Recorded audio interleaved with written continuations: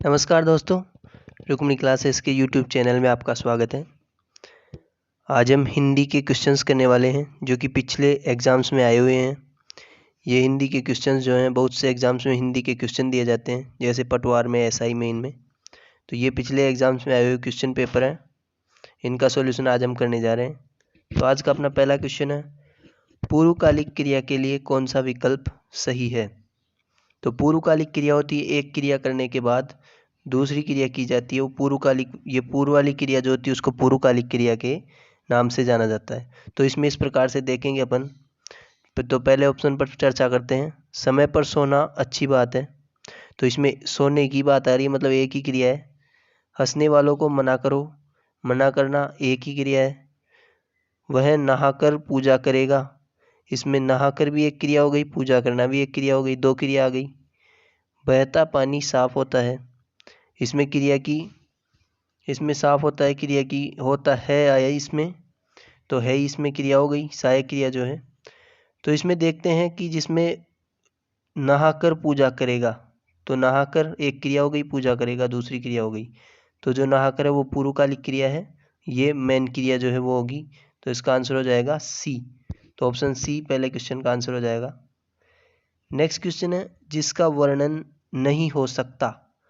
तो जिसका वर्णन नहीं हो सकता, वर्णन जिसका नहीं हो सकता उसको अवर्ण्य कहते हैं, अवर्ण्य। तो इसमें इसका आंसर हो जाएगा ए। जो अल्पभाषी है, इसका आंसर हुआ ए, अल्पभाषी हो गया, कम बोलने वाला। अभेद्य, जिसको भेदा न जा सके। दर्शनीय, जो देखने योग्य हो वो दर्शनीय हो जाएगा। तो इसका आंसर हो जाएगा अवर्ण्य। नेक्स्ट क्वेश्चन है, जिसकी आशा न की गई हो। तो जिसकी आशा न की गई हो उसे कहते हैं अप्रत्याशित। तो इसका ऑप्शन ए आ जाएगा। शब्द समूह के लिए एक शब्द है ये, वाक्यांश जो है।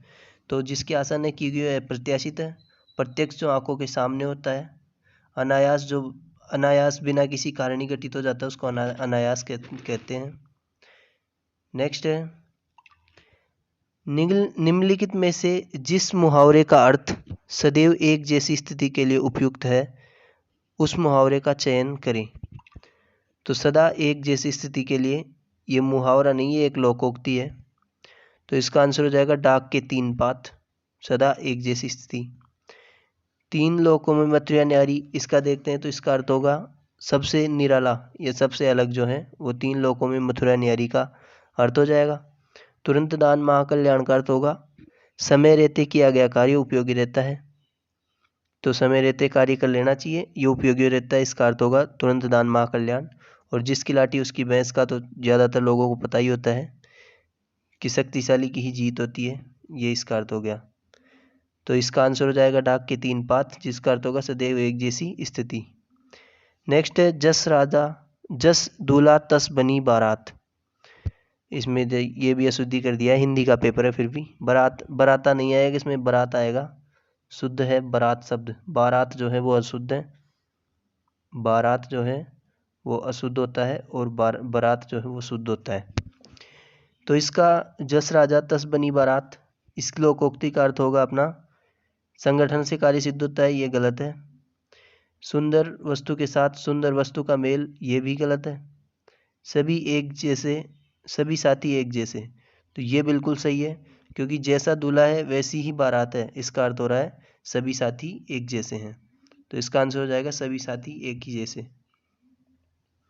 नेक्स्ट है डिस्क्रिपेंसी, जो पारिभाषिक शब्दावली हिंदी में आती है, उसमें कई पेपर्स में एक दो क्वेश्चंस पूछे जाते हैं, किन्हीं में एक क्वेश्चन या फिर किन्हीं में 4-5 क्वेश्चंस भी पूछे जाते हैं पारिभाषिक शब्दावली के। लगभग सभी एग्जाम्स में पूछे जाते हैं ये। तो जो डिस्क्रिपेंसी है, इसका अर्थ जो होगा वो होगा अपने विसंगति। नेक्स्ट है, हिंदी के गोपनीय शब्द का अंग्रेजी में समानार्थी क्या होगा। गोपनीय जो शब्द है उसका समानार्थी क्या होगा। तो कॉन्फिडेंशियल जो होता है उसको हिंदी में गोपनीय कहेंगे। नेक्स्ट है, निम्नलिखित में से बसंत का पर्यायवाची नहीं है, नहीं है पूछा है, प्रश्न को ध्यान से पढ़ना चाहिए। जैसे पहला इसमें दे रखा ऋतुराज, तो ऋतुराज बसंत का पर्यायवाची है। सुमन, सुमन पर चर्चा करेंगे, वैसे नहीं है, ये सबको पता है। मधुकाल जो है वो भी बसंत का पर्यायवाची है और मधु ऋतु भी बसंत का पर्यायवाची है। सुमन जो है वो पुष्प का पर्यायवाची है, जिसके अन्य पर्यायवाची प्रसून, सुमन, फूल आदि हो जाएंगे। तो इसका आंसर हो जाएगा सुमन, ऑप्शन बी। नेक्स्ट है, निम्न में से कौन सा कमल का पर्यायवाची नहीं है? तो कमल इसमें भी नहीं पूछा है। ये नहीं जो है ये पूछकर कंफ्यूज कर देते हैं पेपर में, और हम हाँ पर आंसर लगाते हैं, पहला ही ऑप्शन सही दिख जाता है और ये लो सही कर दिए। तो इस प्रकार से ध्यान देना है अपने को। जो पहला है सरोज, वो कमल का पर्यायवाची है, अपने को पूछा है नहीं है। दूसरा है पंकज, पंकज भी कमल का पर्यायवाची है। तीसरा सरसीज, तो सरसीज भी कमल का पर्यायवाची। और चौथा है मिलिंद, जो कि कमल का पर्यायवाची नहीं है बल्कि भ्रमर का पर्यायवाची है। भ्रमर को आली, भंवरा आदि भ्रमर के अन्य पर्यायवाची हैं। सिलीमुख भी इसका एक पर्यायवाची है भ्रमर का। नेक्स्ट जो क्वेश्चन है, अथः शब्द के लिए विकल्पों में से सही विलोम शब्द कौन सा है? तो अथः जो होता है उसका विलोम है इति, तो अथः का विलोम शब्द हो जाएगा इति। तो ऑप्शन में देख लेते हैं इति कौन सा है। ऑप्शन बी जो है वो सही हो जाएगा, इसका अथः का इति हो जाएगा पर्यायवाची। नेक्स्ट है, इच्छा शब्द का सही विलोम शब्द बताइए। तो इच्छा, कुछ शब्द ऐसे होते हैं जिसमें ए लगाने से, कुछ शब्दों में निर लगाने से, कुछ शब्दों में निश लगाने से इन सब से पर्यायवाची बन जाते हैं, सॉरी विलोम शब्द बन जाते हैं। तो इसमें जो देखते हैं अपन, इच्छा जो है, इच्छा का पर्यायवाची होता है अनिच्छा, तो इच्छा में अन लगा देते हैं तो अनिच्छा बन जाता है।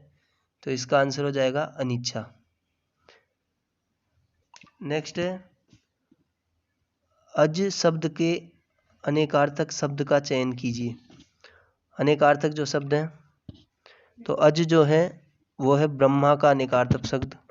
ब्रह्मा जो है उनको अज जो है, बकरी का भी अनेकार्थक शब्द आता है, ब्रह्मा का भी अनेकार्थक शब्द आता है, अजन्मा के रूप में इसको देखते अपन। नेक्स्ट जो है,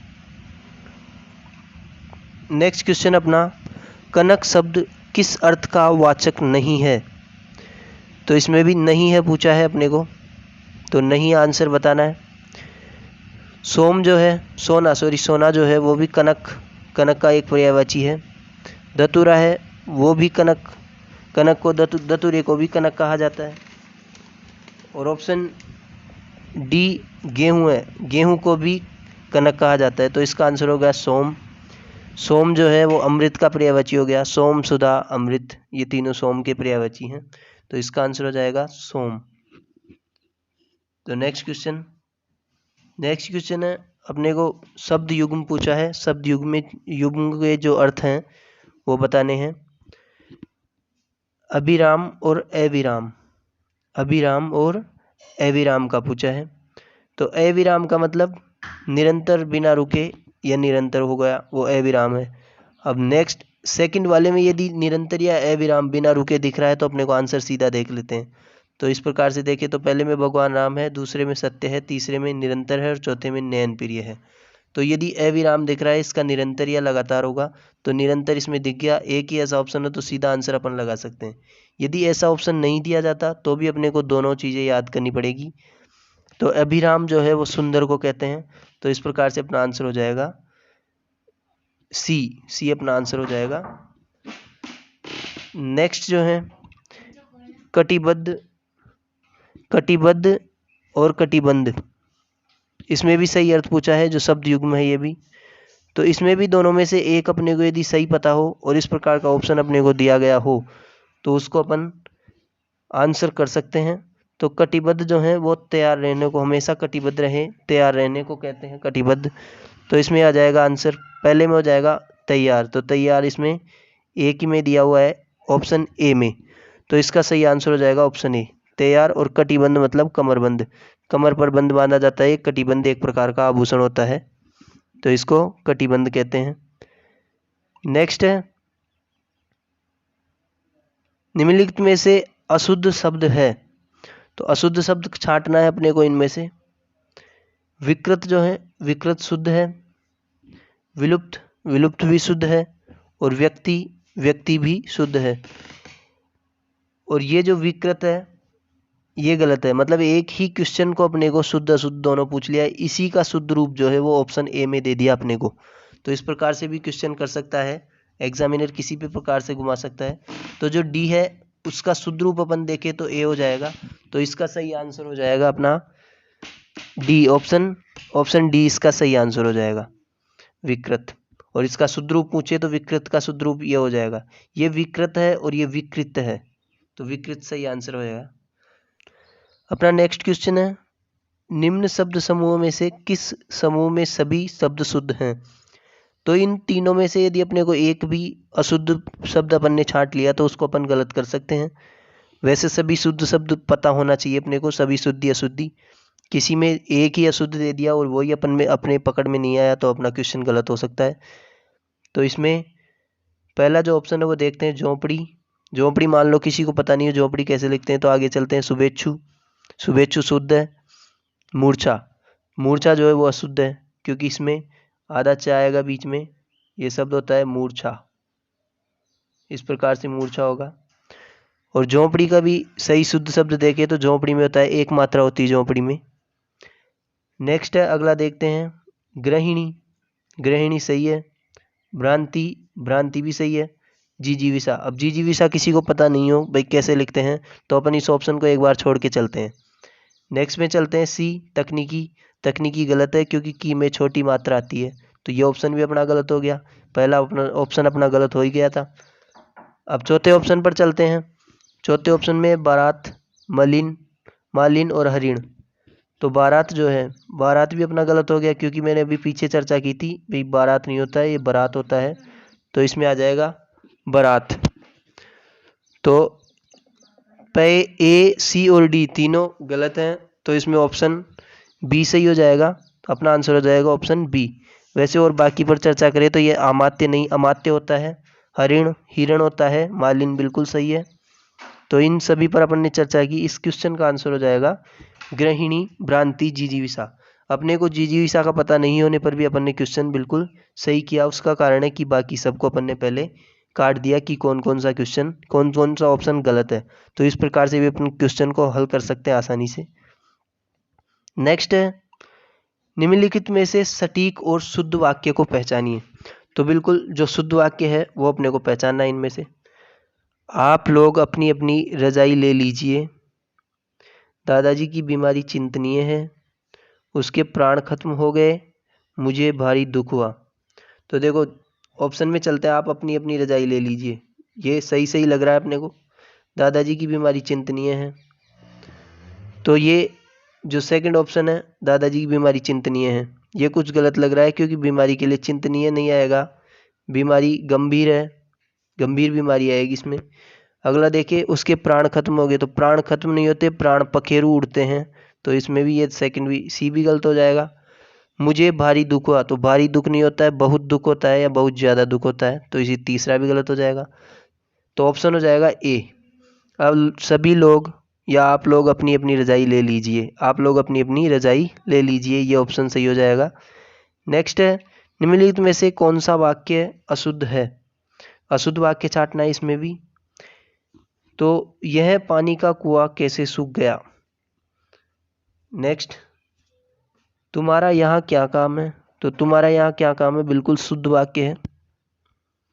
विद्यांचल हरा भरा है, ये भी बिल्कुल शुद्ध है क्योंकि विद्यांचल, कई बार विद्यांचल पर्वत हरा भरा है ये लिख देते हैं, तो पर्वत और विद्यांचल, विद्याचल अचल जो है वो पर्वत का ही पर्यायवाची है, तो विद्याचल में आ गया, तो ये भी सही है। रमा ने अपनी सहेली को पार दिया, बिल्कुल ये भी सही है। तो पहला जो ऑप्शन है वो ही गलत हो गया, यह पानी का कुआं कैसे सूख गया। ये पानी का यह कुआं आएगा, यह पानी का कुआं नहीं आएगा, पानी का यह कुआं कैसे सूख गया, ये इसका शुद्ध रूप होगा, पानी का यह कुआं कैसे सूख गया। निम्न में से कौन सा कर्तृवाच्य है। कर्तृवाच्य का उदाहरण देखना है अपने को, कौन सा कर्तृवाच्य है। कर्तृवाच्य वो होता है जिसमें कर्ता की प्रधानता हो, कर्मवाच्य वो होता है जिसमें कर्म की प्रधानता हो, और भाववाच्य वो होता है जिसमें भाव की प्रधानता हो। कर्मवाच्य और भाववाच्य में देखने की एक खास बात है कि कर्मवाच्य में कर्म होगा तो ये कर्मवाच्य जो होगा वो हमेशा सकर्मक होगा, और भाववाच्य जो होगा वो हमेशा अकर्मक होगा, क्योंकि कर्ता तो दोनों वाक्यों, तीनों वाक्यों में ही होगा। तो एक अकर्मक यदि आ जाए, कोई क्रिया अकर्मक आ जाए तो उसमें भाववाच्य होगा, और यदि सकर्मक आ जाए तो कर्तृवाच्य या क्रमवाच्य दोनों हो जाएंगे। सकर्मक में और अकर्मक में दोनों में कर्तृवाच्य होता है, लेकिन भाववाच्य की बात करें और कर्मवाच्य में दोनों में अंतर करना हो तो कर्मवाच्य सकर्मक और अकर्मक से अपन अंतर कर सकते हैं। तो सुधा रो रही थी कर्तृवाच्य का उदाहरण है, क्योंकि इसमें सुधा जो है वही रो रही है, तो जो प्रधानता है वो कर्ता की प्रधानता है, तो ये आंसर सही हो जाएगा। हिरण से दौड़ा जाता है, इसमें कर्म की प्रधानता हो गई। सो इसमें कर्म नहीं है तो इसमें किसकी प्रधानता हुई, इसमें भाववाच्य हो गया, भाव की प्रधानता हो गई। वैसे ही क्या मुंशी प्रेमचंद द्वारा लिखा गया ये प्रश्नवाचक है और लिखा गया है, तो ये भी एक प्रकार से कर्तृवाच्य का उदाहरण नहीं होकर कर्मवाच्य का उदाहरण हो गया। आज घूमने चला जाए, इसमें भी कोई भी कर्म नहीं है, तो ये भी अपना भाववाच्य का उदाहरण हो गया। तो इसका आंसर हो जाएगा सुधा रो रही थी, आंसर कर्तृवाच्य का, ये आंसर हो जाएगा सुधा रो रही थी, ऑप्शन ए। नेक्स्ट है सही कथन चुनिए। क्रिया के जिस रूप में कर्म कर्ता की प्रधानता होती है उसे भाववाच्य कहते हैं। बिल्कुल गलत है, कर्ता की प्रधानता वाला कर्तृवाच्य होता है, कर्तृवाच्य। कर्म की प्रधानता वाला कर्मवाच्य। नेक्स्ट है कर्म की प्रधानता वाला कर्मवाच्य, तो ये बिल्कुल सही है। और यदि कर्ता की प्रधानता हो तो कर्तृवाच्य हो जाएगा, और भाव की प्रधानता हो तो वो भाववाच्य हो जाएगा, तो आंसर हो गया बी। नेक्स्ट है रजनी बत्ती जलाकर कमरे में पढ़ रही है। उक्त में अकर्मक क्रिया है, कौन सा शब्द जोड़ने पर यह सकर्मक क्रिया बन जाएगी। अब इसमें पढ़ रही है जो है वो क्रिया है, तो इसको यह भी अकर्मक है क्योंकि बत्ती जलाकर कमरे में पढ़ रही है। क्या पढ़ रही है ये पता नहीं है, तो जिस क्वेश्चन में क्या का उत्तर आ जाता है वो कर्म बना देता है। कर्म का पता क्या से चलता है, क्या के क्वेश्चन से। तो इसमें यदि अपन कर दें कि वह कमरे में बत्ती जलाकर समाचार पत्र पढ़ रही है, तो अपना जो अकर्मक क्रिया जो है वो सकर्मक हो सकती है, तो इसमें आंसर हो जाएगा समाचार पत्र।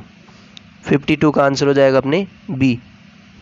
नेक्स्ट क्वेश्चन है अन्वेषण शब्द में कौन सी संधि है।